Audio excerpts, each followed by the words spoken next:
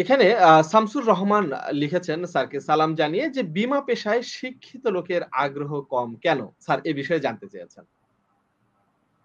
আসলে একটা সময় কিন্তু আমরা যদি আরো পিছনে দিকে মানে তাকাই, আমাদের কিন্তু ব্যাংকের প্রফেশনের প্রতিও কিন্তু একটা আস্থার অভাব ছিল।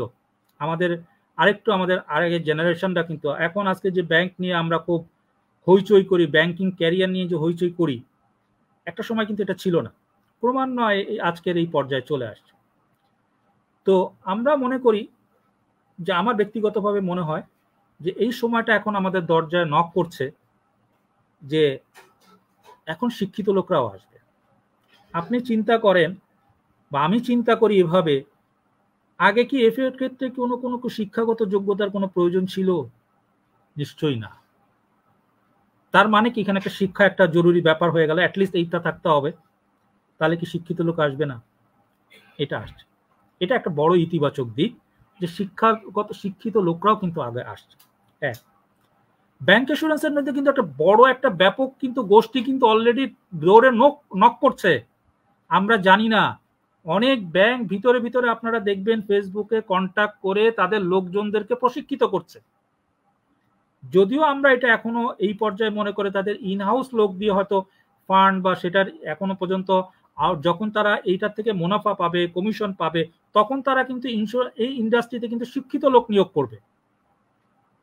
আপনি যে আসছি না আমরা, এটা হতাশ হওয়ার কোনো কারণ নাই। আমি আশাবাদী একটা সময় পিছনের দিকে না তাকিয়ে সামনের দিকে তাকালে দেখবেন যে আমাদের প্রত্যেকটা ক্ষেত্রে, প্রত্যেকটা আইনের ক্ষেত্রে, প্রত্যেকটা ধারার ক্ষেত্রে এখন কিন্তু শিক্ষিত লোকের কিন্তু প্রবেশ ঘটছে। এখন আর কিন্তু ইন্স্যুরেন্স লোক নিয়ে মানুষ কিন্তু এখন আর আগের মতো নাই। আপনি নিজের থেকে দেখেন না, আপনি যারা আমার অভিজ্ঞ ভাই আছেন, যারা দীর্ঘদিন এফএ প্রফেশনের সাথে, উন্নয়ন কর্মকর্তার সাথে জড়িত আছে, আপনি আগে যে ধরনের সমস্যার সম্মুখীন, যে ধরনের প্রশ্নের সম্মুখীন হয়েছেন একটা পলিসি করতে গেলে, এখন কি তার চেয়ে বেশি করেন না, প্রশ্নের সম্মুখীন হন না? তাহলে কি শিক্ষিত, তাহলে ওই প্রশ্নগুলো সমাধানের জন্য কি শিক্ষার মান বাড়াতে হবে না? শিক্ষিত লোকরা কি আসবে না? অবশ্যই আসবে। আমার এফএ শিক্ষিত হচ্ছে, তার উপরে লেভেলগুলো আরো শিক্ষিত হবে।